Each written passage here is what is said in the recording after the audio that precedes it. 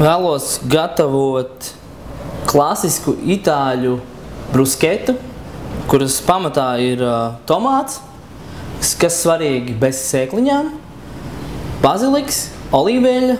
Mēs izmantosim mazliet ķiploku, sīpols, un jūs varat pēc gaumas izvēlēties bageti vai čabata maizi. Varat arī cept paši maizi. Tātad, pirmais, ko mēs darām, mēs ņemam tomātu. Pirmais, ko mēs izdarām, mēs mēģinam izņemt to cieto vidu. Un tas būtu numur 1.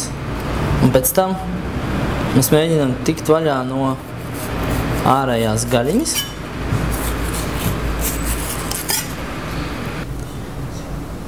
Tātad mēs esam atbrīvojušies no sēklām. Tagad mums ir tīra gaļa, tomātu gaļiņa. Sēklas, lūk, jūs varat izmantot pēc tam, gatavojot tomātu mērci gaļai un tam līdzīgi. Šobrīd mums svarīgi ir tādēļ, lai tie tomāti nebūtu pārāk sulīgi un tas viss netecētu ārā. Ko mēs tagad ņemam, daram? Sagriežam smalkākos kubiciņos šos te tomātus.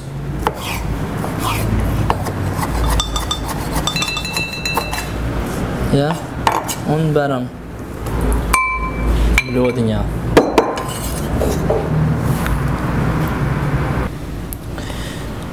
Tagad tomāti ir sagriezti sīkos gabaliņos. Pa to laiku, lai mums būtu gatavs, mēs sagatavosim maizi. Pārslacam mazliet olīveļu.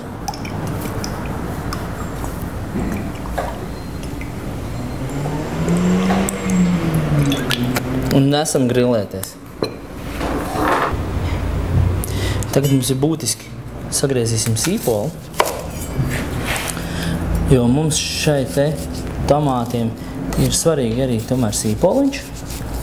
Protams, tas ir gaumas jautājums, bet sīpols, manuprāt, ir tāda neatņemama sastāvdaļa klasiskai itāļu brusketē. Un lūk, būs mums tā kā būtu. Mēs pieliksim nedaudz ķiplociņu, tas tādam itāliskam pikantumam un, protams, baziliks. Baziliku mēs tā rūpji.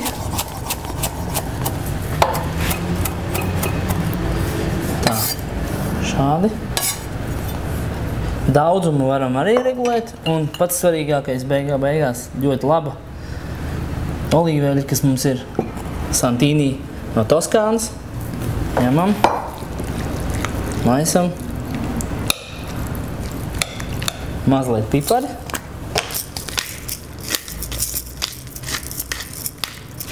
Un tā, mēs esam uzgrilējuši maizi. Faktiski viss ir arī gatavs. Un vienkārši vienmērīgi uzliekam. Un vasaras uzkoda pie vīna varētu būt arī gatava.